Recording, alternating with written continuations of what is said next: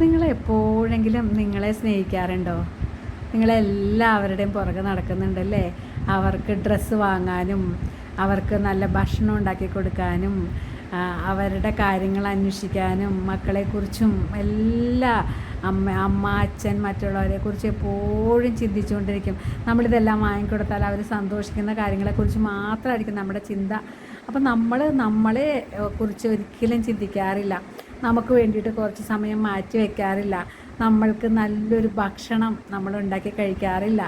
നമ്മൾ എവിടെ പോകുമ്പോഴും നമ്മൾക്ക് വേണ്ടിയിട്ടുള്ള കാര്യങ്ങൾ ചെയ്യാറില്ല.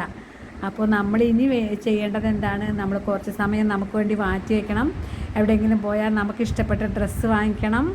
അതുപോലെ തന്നെ നമ്മൾ നല്ല നല്ല കാര്യങ്ങൾ നമുക്ക് വേണ്ടി നമ്മൾ വായിക്കണം. നല്ല നല്ല പുസ്തകങ്ങൾ കിട്ടുമ്പോൾ വായിക്കണം, അറിവ് നേടണം.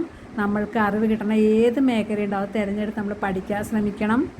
അങ്ങനെ നമ്മൾ ഹാപ്പി ആയിട്ട് എപ്പോഴും സന്തോഷമായിട്ട് നമ്മളുടെ ജീവിതം മുന്നോട്ട് കൊണ്ടുപോകണം.